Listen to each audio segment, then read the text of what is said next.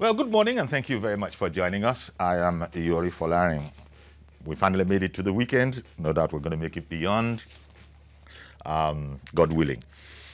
But it's still very, very heavy. I mean, in terms of, I'm talking about insecurity now. I guess that's, for some reason, that has grabbed headlines now. That's front and center. Well, my guest, Professor Samuel, will be arriving shortly. But in the meantime, we got our own assignment editor, Cyril Agbaku, and I beg your pardon, I always put a G in there. There is no G, it's Agbaku. Yes. Sorry about that, Agbaku. You know, this is the season people are talking about agenda setting, and that's usually our baby, you know, for the press generally. Haven't we been doing the needful, or do you think has the press been slack as far as you can tell in any area when it comes to this whole concept of agenda setting? Slack every now and then, because you see, fundamentally, how do we set the agenda? We do it. Isn't by the things we cover, by Exactly. the things we keep on bringing constantly Exactly. to the view of Exactly. We may not tell them how to think about it, but we surely can tell them what they should think about. So the more we put it on the front burner, the more it's on the headlines, the more it's on talk shows like this. You know, people tend to look at these things and say, and think that those are the things that really matter. And quite frankly speaking, because the media, ostensibly or naturally, having been tagged the fourth estate of the realm, is condemned, so to say, or has been sentenced to holding power to account. It can be different in the Nigerian context. So the question is, how do we domesticate this principle or this doctrine of media practice and ensure that Nigerians are not shortchanged? Because in many instances, where people don't have a voice, you know, the media should amplify whatever it is that it is they want to say, however little it is. And so in our own context, I think editors, reporters, the people they interview for, for their stories, the way we interpret what people should be seeing matters a lot. Because when government or when those in power watch, they tend to take it home that this is the public mood. And so they take that on the one hand, and then perhaps they also take what the intelligence services give them on the other hand. They marry together, and they say this should fairly give us a picture. Do you think, remember former President Obasanjo saying something along the lines of not having time for, you can write whatever you want, that kind of, you know, sometimes this is, although a lot of it must be a show, you can't escape the media, not in Nigeria. If it's not on radio, it'll be on television, it'll be on in newspapers, that will be delivered to your office. It's even out there on the internet. But still, some leaders will say that they don't have time. Maybe some people can put together an extract for them. What do you make of that kind of a notion? Do you think it's a lot of fluff that is not real? Or there actually might be some leaders like that? I specifically recall about 18 or 19 years ago, Obasanjo actually said he does not even read local pamphlets. And I laughed. Because if you don't read, people must read for you. Yes, now. They read for you, they do the homework, and tell you what to say.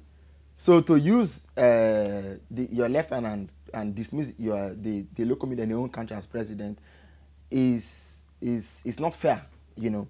But the fact is that, just like you rightly said, you must monitor what the media reports. And it is important that you see what the integrity of public discourse, of public opinion, as it transpires in the media, also tends to act as a gauge to the maturity of the public mind. When the public mind is matured, what we call the public sphere, I think Jürgen Habermas talks about the public sphere, the aggregation of the entire public opinion, whether it is popular or unpopular, whether it is to the left or to the right, in fact, even from the most liberal to the most conservative, we must create a template that effectively harmonizes and, will I say, synchronizes what people are saying into a potpourri, so to say, from where, you know, because we must not all agree, but we must all retain and reserve the right to say our minds.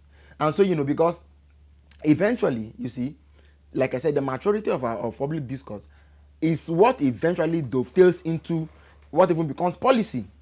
Because take it or leave it, government cannot be seen, lawmakers, law enforcers, even people who interpret the law, even judges who are judicial activists, you know, when they look at the paradigms, the paradigm shaping public discourse, when they look at the public mood, as we like to always call it, you know, it tends to shape what policies we get. It must shape how government itself goes about enforcing laws. So this is the entirety. That whether you're on this side or you're on the other side, there must be a meeting point, and the media tends to give us that privilege or that access to talk one to another. As the media has given all the access, I don't know that we've had very much traction regarding the whole matter of cattle grazing and that kind of a thing.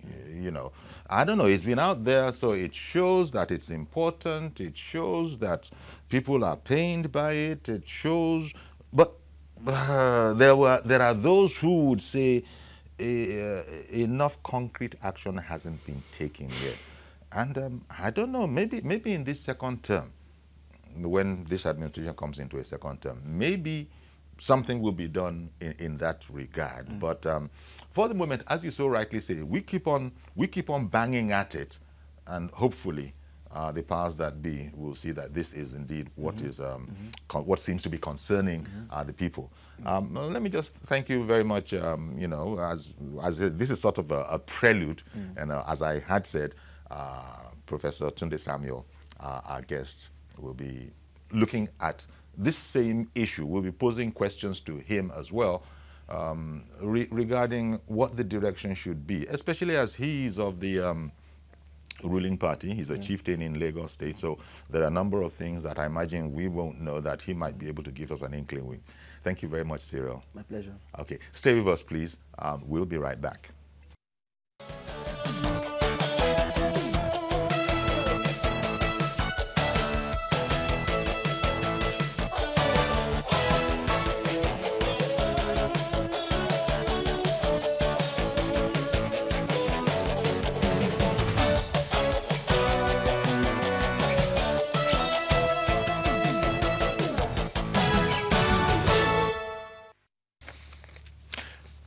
Welcome back, and thank you very much for joining us. If you're just arriving, we had something of a prelude. Our guest is Professor Tunde Samuel. Thank you very much for coming on the program, sir. Thanks for having me. Indeed.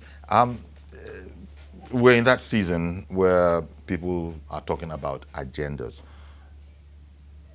I don't know, there are a few of them, but the few of them cover everywhere. If you look at security, you look at agriculture, you look at economy, and quite frankly, if you've got all of those down pat, we have enough to eat, and when we sell the rest, that is good. The economy, it has aspects to it. That one, you know, it's also self-explanatory. And of course, security, as all of that is going on, you know, security is crucial. Let me start from there, Prof. As an elder statesman yourself, you've observed along with everybody the security situation in the past 4 years. One would have thought that by now it wouldn't be as high, the insecurity level wouldn't be as high, wouldn't be as brazen as we are getting, especially in recent times. Is there a hope, Prof, that something decisive can be done to affect the security situation positively? I am beginning to have another impression, which I now situate within the conspiracy theory. I've been bothered a lot as to why we couldn't get results. But in the last 4 or 5 weeks, I started looking at it from the angle of the conspiracy theory.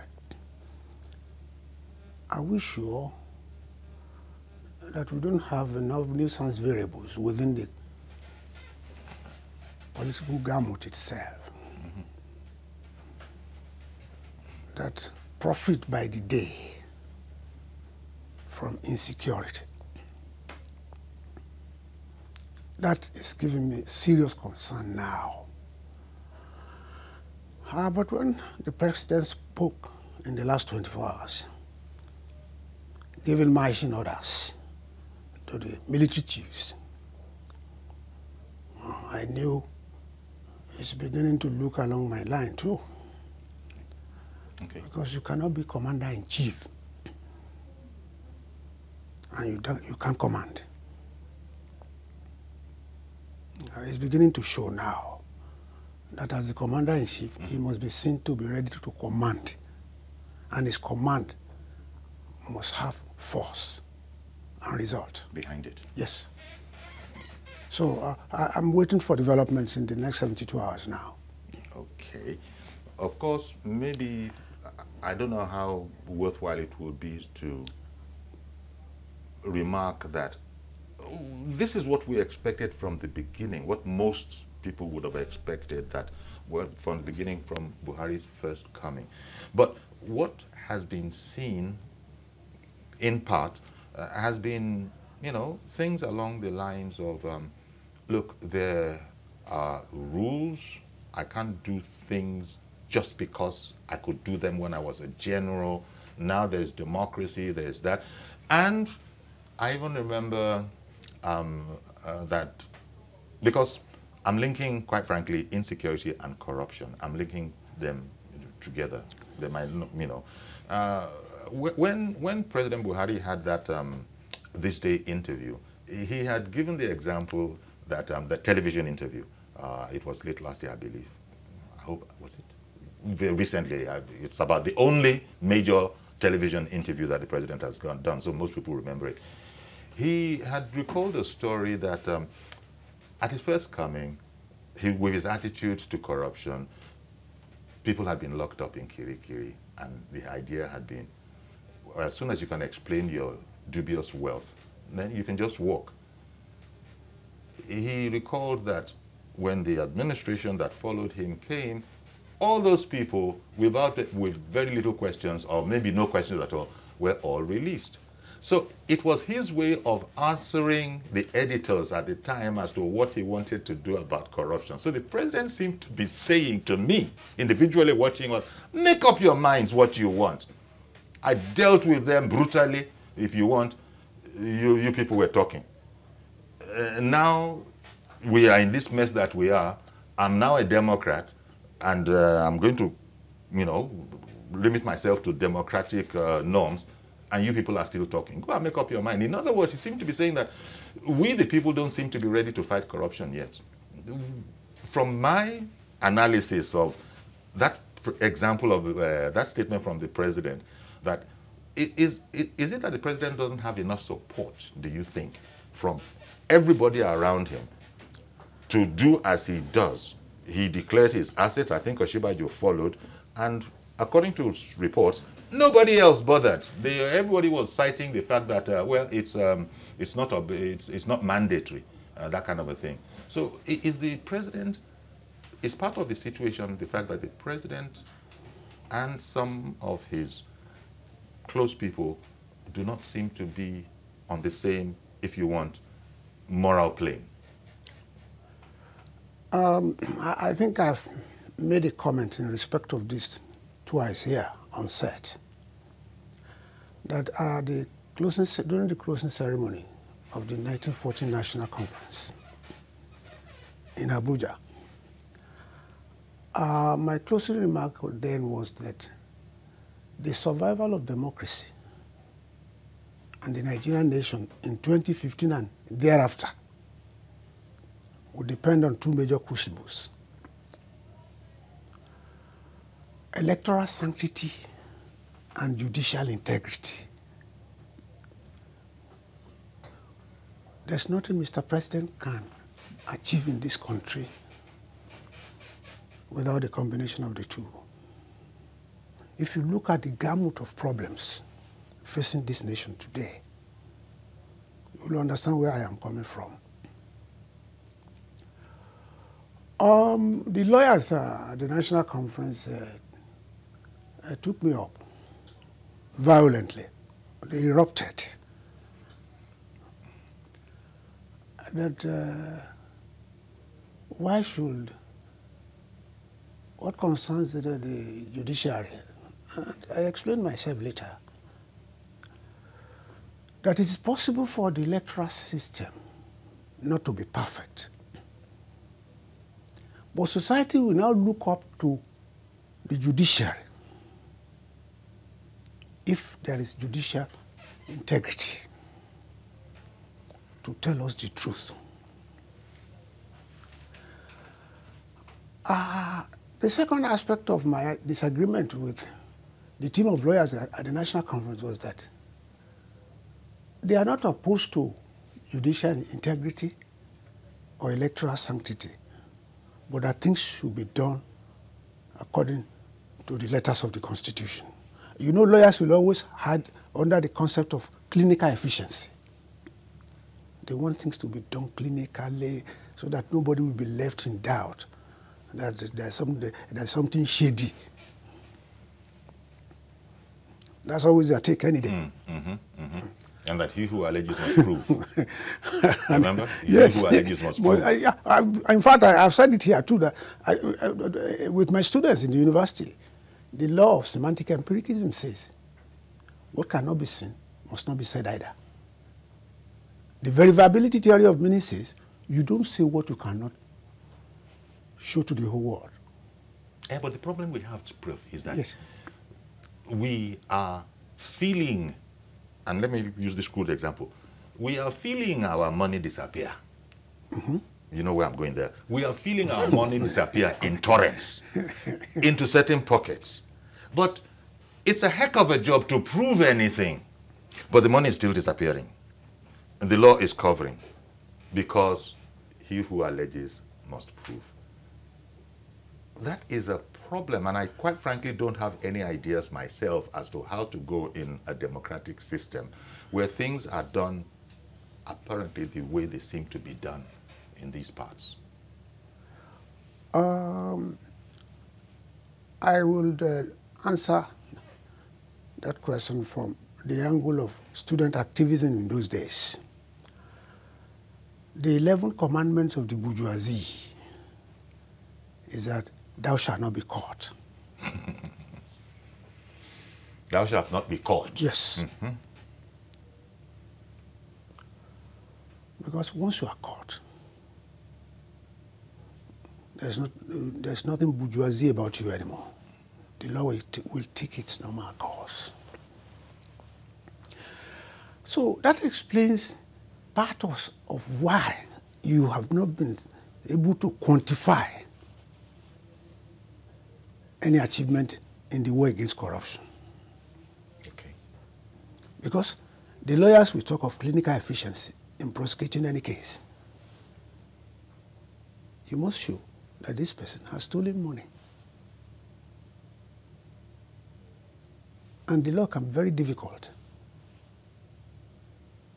to make use of when it comes to stealing. It can, but we have a special situation on our hands, by which I mean staying on this whole matter of corruption where, look, it's not just money. Corruption is not just money, as been so often explained to us, you know, on this program. There are different aspects of corruption, but stay with the most obvious, which is money. Where there is wealth that is way beyond what can be explained logically, you know, if a person is a teacher, you expect that his salary as a teacher. A person is a judge, you expect that his salary of a judge. And if a person is an oil company executive, again, what you think of, the notion you have of what those people kind of make, sort of explains how they are situated. But when in this town things are going on the way they are going on and nobody has any proof, it goes back to what you've just said, that do not be caught. And that is a challenge. Don't we, the time probably along the lines of what you said this at the beginning of the program, where President Buhari has to, he is Commander-in-Chief already. Yes. But now, beyond the title, I guess there are things Commander-in-Chief can do that perhaps the President has been reticent about because he's concerned with a new imagery of being a Democrat. And I agree, but I think also that you should not be afraid of untidy blackmail. Okay, okay. I'm beginning to look at it from that angle now. Okay. And it goes back to your conspiracy Yes, theory yes, suggestion. Yes. You see, when during the military era, we talk of command, giving orders. It's different under democracy. It is. There must be consensus. Completely different. I hope you've gone through the papers this morning. You can see another conspiracy theory there. Yes. So much so that one paper captions it, the Vanguard captions it, Buhari launches offensive, orders ruthless action. And so the other ones have been merciful action before. You've been doing merciful action before. So, but, well, you know, when police or law, when all these upholders of the law talk about the law will be pursued to the maximum extent, and well, they say those things. We've not seen it in practice. Commentators have observed that on this issue of corruption that APC arrived on as a main pillar, it wasn't the only one, but it was so vexatious that if you remove that, then a lot of the other things will be more easily doable.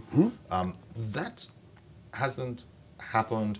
The judiciary at one point, you know, gave the president cause some concern, although he was later to say that he's feeling relieved that some things he's seeing, you know, maybe he can revise that formal opinion. But then, bang, the Chief Justice, who has just resigned, by the way, that whole scenario went and happened. And so we now have a new Chief Justice. Is that part of the offensive about getting more ruthless? Because the president probably can't work alone. You've just explained that in democracy it's different from a military command. Even in the military command, they will have consultations before somebody comes and commands. But in politics, there are going to be people surrounding the president, all sorts of advisors, all sorts of political advisors, legal advisors, all of them telling him what can be done and what can't be done. And I guess it depends on, one, his personality, and two, you know, what he has in mind. But if a person wants to do a thing, it is my guess that you can always find a way to do that thing if you really want to do that thing, and without breaking the law. So have there been too, I mean, this ruthlessness, you know, we've been hearing the rumor that when the president comes, that was way before this election, should Buhari win this election, this second term election, oh, things are going to be tough, things are going to be hot. You probably, I don't know if you heard anything like that. Do you think, first of all, what store do you pay on such sentiments? That now that he doesn't have a third term, you know, before him, he can afford to be more like who he is. Will that be more of the quote-unquote no-nonsense Buhari, albeit in an agbada now, not in a uniform?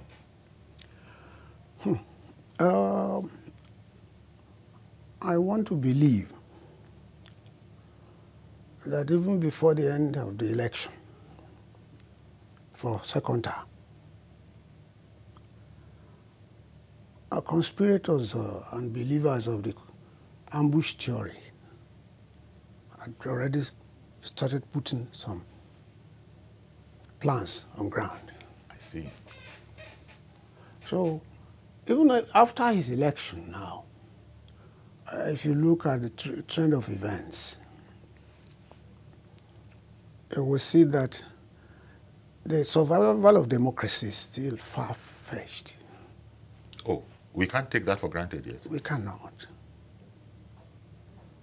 Because after election has been conducted, results declared, you can see the way things are dragging, as if we are still to conclude elections.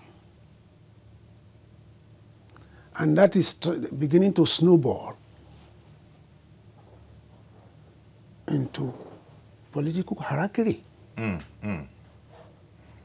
So some are even referring, I heard one caption you might have seen, federal government to Atiku, don't instigate a political crisis in Nigeria. That's what I'm saying.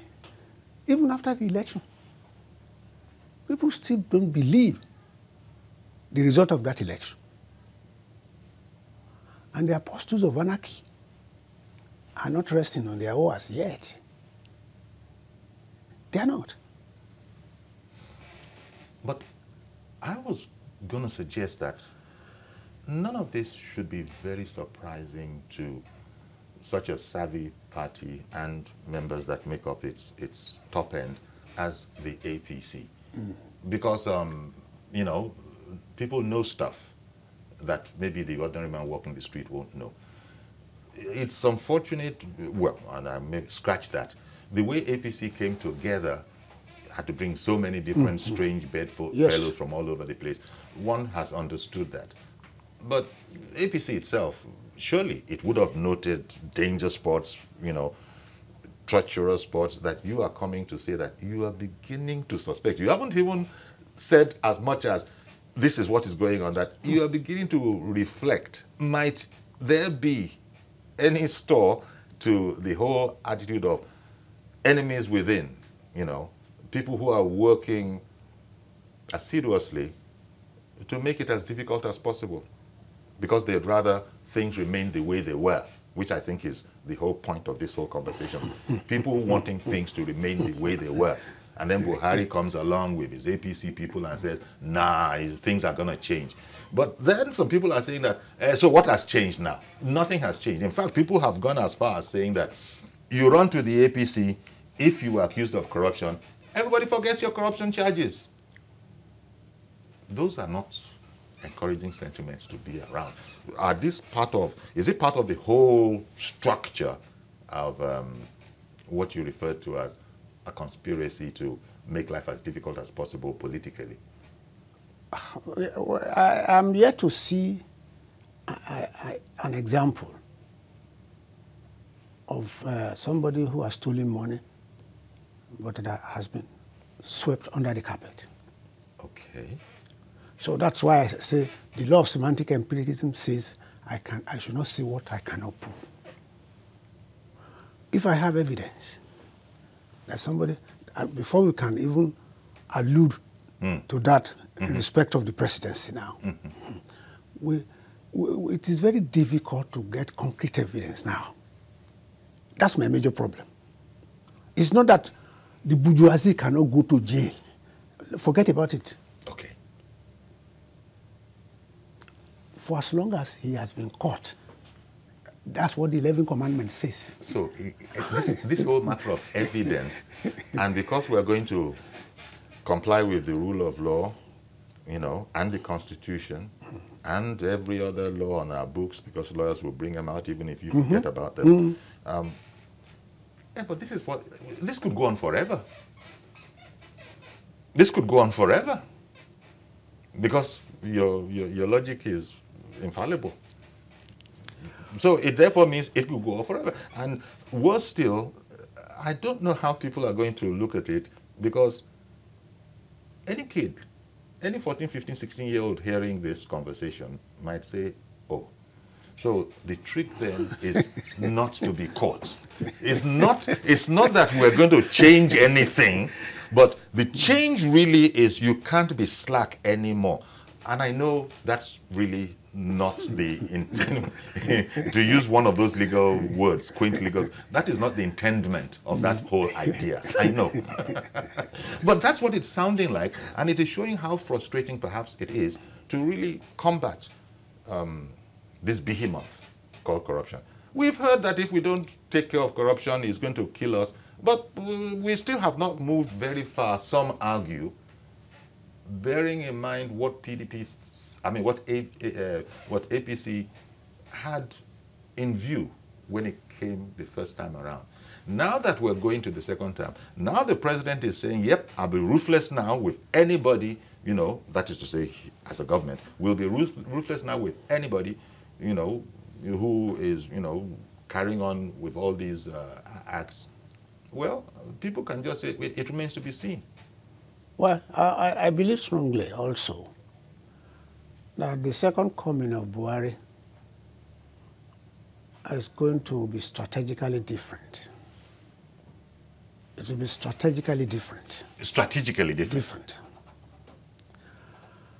And before you can operate the concept of strategy itself, you must assemble a barrage of what we refer to as strategic options.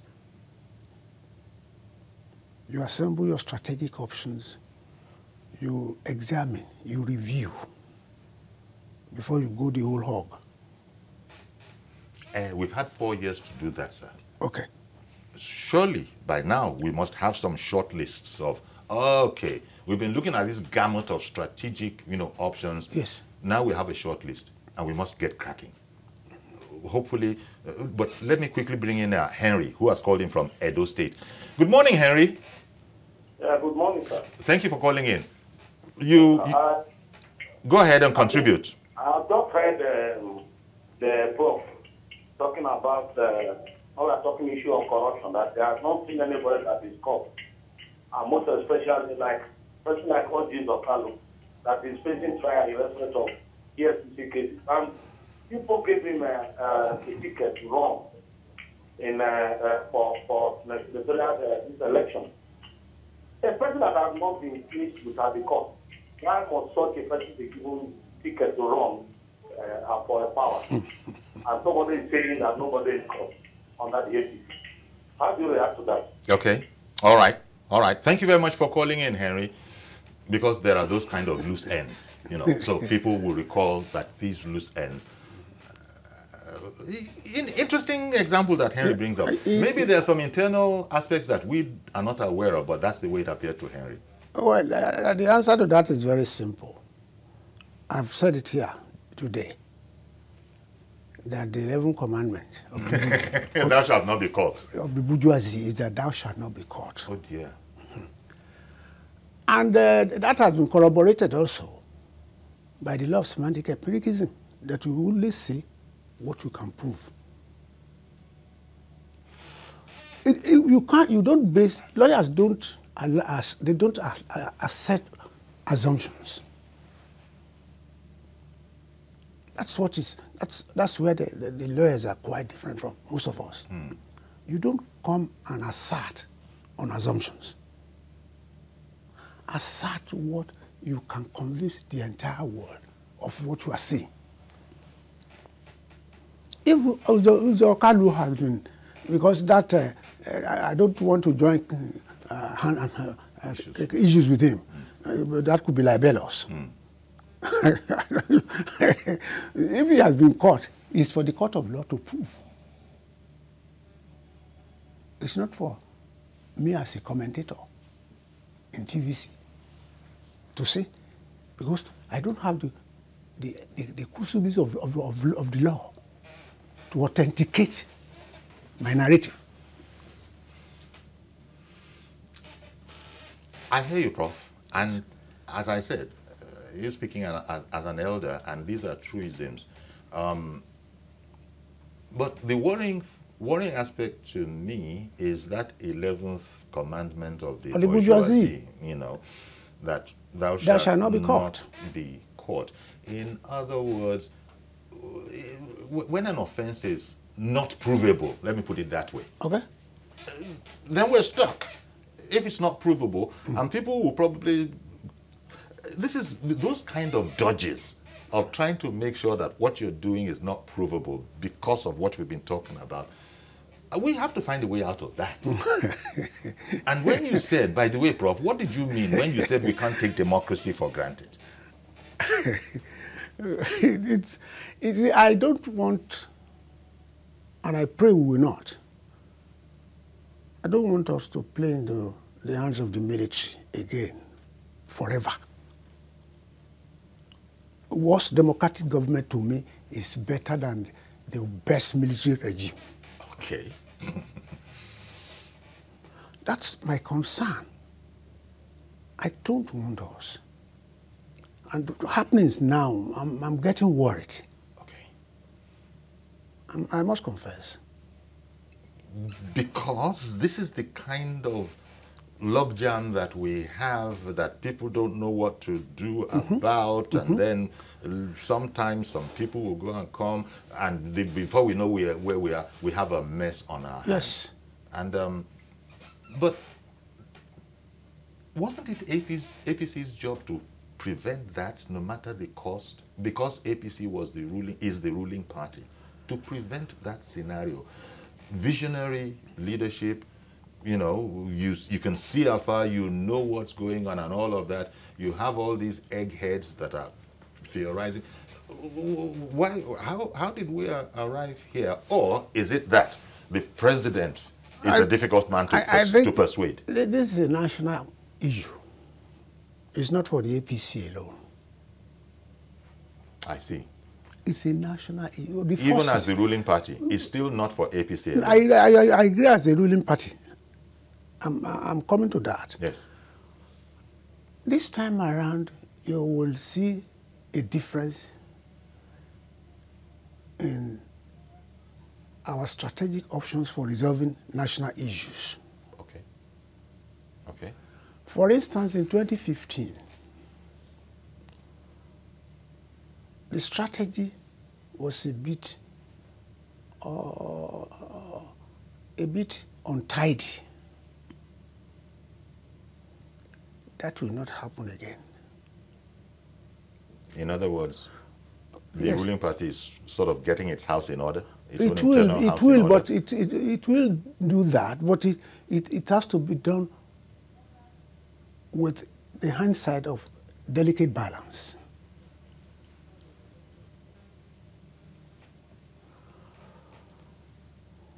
Party supremacy in one hand, and party discipline in another hand. That's what I refer to as delicate balance. We are not going to spare the rod this time around and spoil the child. It's going to be a delicate balance. Aha. Okay, let me leave it like that. Let me leave it at that for now, because Kola has called in from the UK. Good morning, Kola.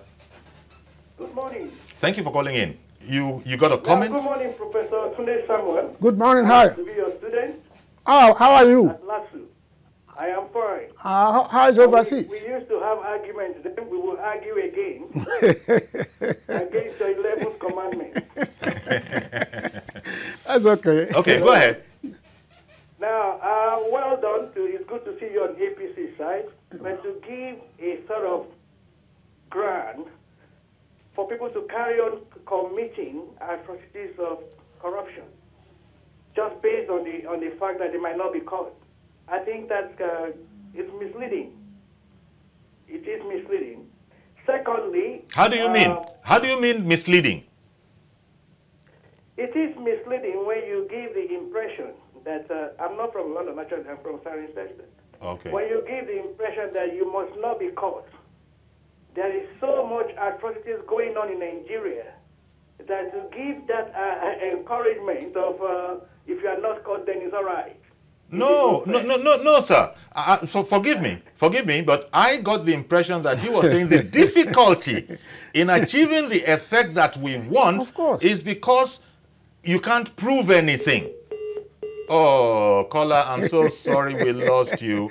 But I just wanted, because encouragement, okay? No, it's not encouragement. Nobody uses the word encouragement. But the difficulty, yes. Why the frustration of most ordinary Nigerians, why is this thing happening today still? Yesterday you said that by the time you come, these things will not be there anymore. But now you're finding, what you seem to be saying is that, but there are still rules. There might be your desire, but there are still rules you have to work within. Follow. You have to follow. Yes. And that one of them is you can't produce the evidence you require to get to where you want to be. Everybody, in fact, most of our leaders have said that. I think IBB said it. show me proof. I think Obasanjo has said it, show me proof. But here we are too, now, in a totally different setup, and it's show me proof, and damage is still being done. But you're asking for us to show proof, that is us, the society, yes, that we don't have access to these things. So it begins to look whether the elites are not just playing games with the rest of us, and if truly this country belongs to all of us. I think because that's what I thought APC was coming around to, sort of grant, ascertain. I got to take a break. Forgive me, please. Yeah.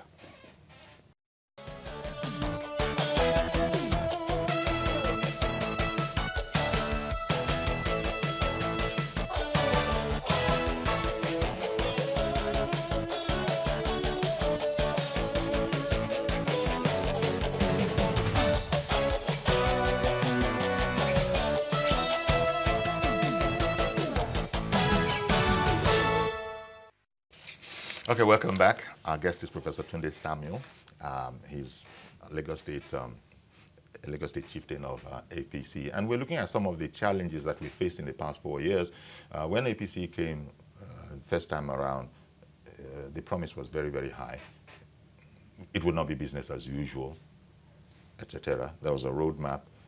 But then it's, as Prof has explained, strategists, when they come together, they formulated all those ideas, but then when they got to the field of action, probably saw that, well, fine, the classroom is the classroom. Now, this is real life, so adjustments have to be made. Those adjustments, I'm assuming, have been made. Prof, is anything going to... Well, you've said that, and the president has started, carrying himself in a different way. He's always been commander-in-chief, he's always been the president, but now he's saying things that weren't said earlier. For instance, ruthless orders. Just go ahead and do what is necessary. Before we didn't have that. Are you optimistic that this time around, in 4 years, it would have been lovely if we had 8 years to handle it, but no. In 4 years, do you think we can make much traction? Because I'm sure Buhari and APC, and indeed all Nigerians, want this whole corruption thing dented so that we can get onto other things. Let me, first and foremost, I want to clear the wrong impression of... that gentleman caller talking about encouragement. Yes. I can recall his person now. I did not say such a thing here, that people should be encouraged to go and steal. That was his interpretation. But that's mischievous. Organically, it is. I was only trying to explain the situation from a rational point of view. And rationality says you must have information, concrete information, before you can rationalize.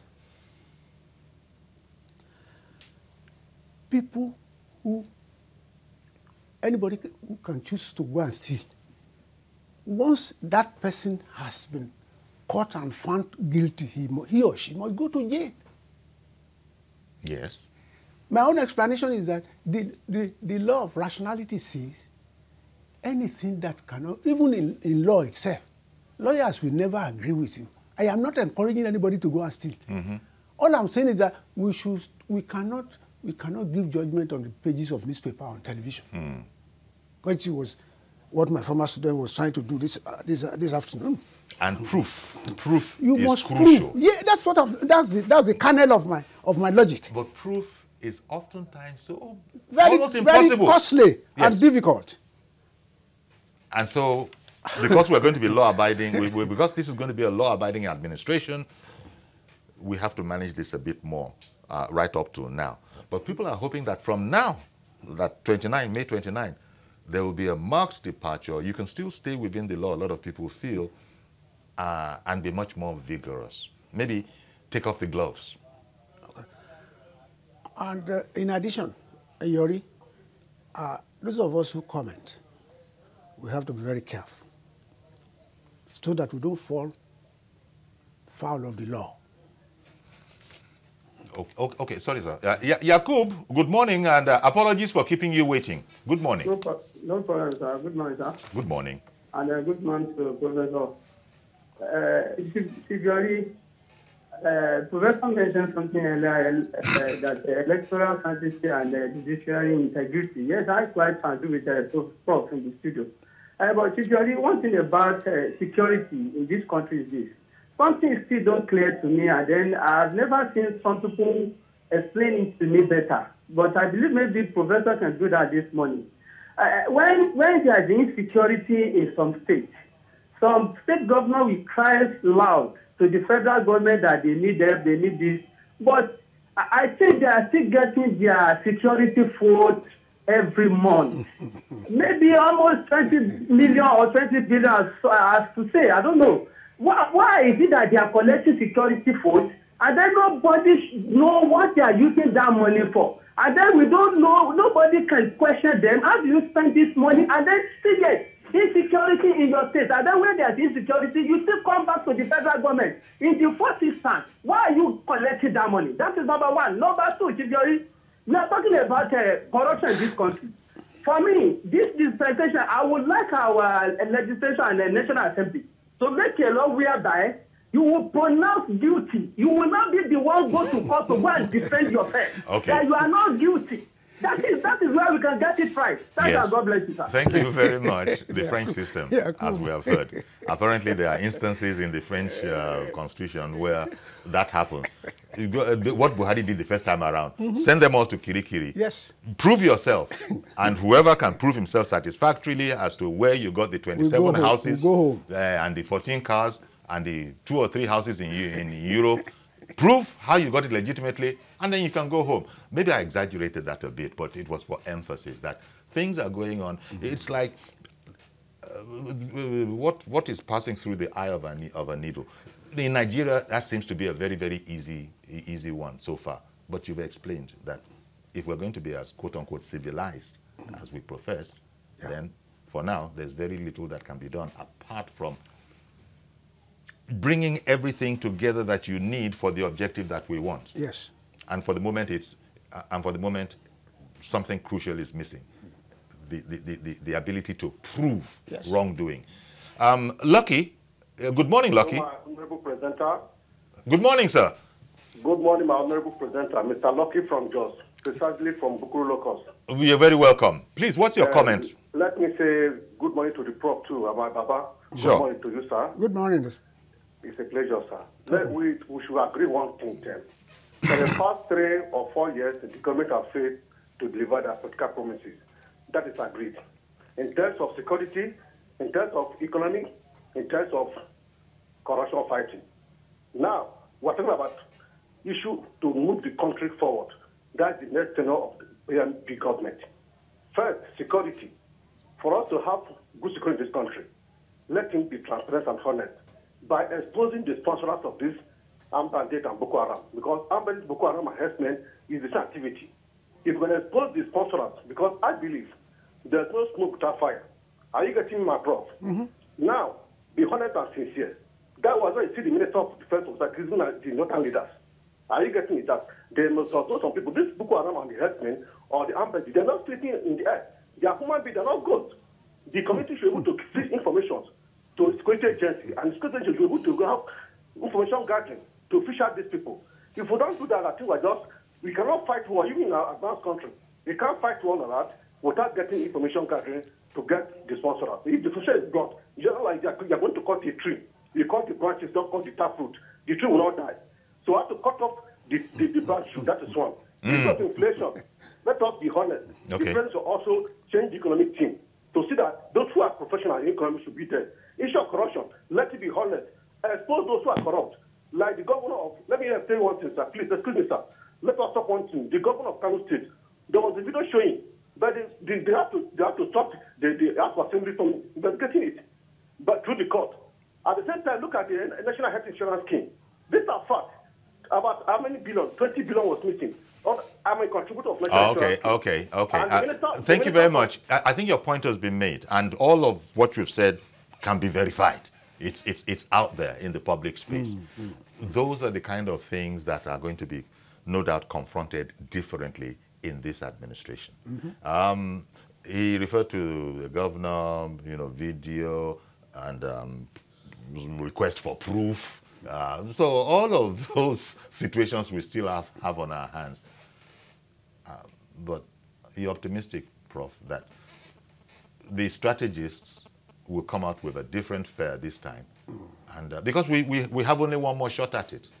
Yes, because I'm not only optimistic, I am very sure that APC's political high command this time around, I've explained earlier on, yes, that Mr. President is putting on all the necessary strategic options now, together.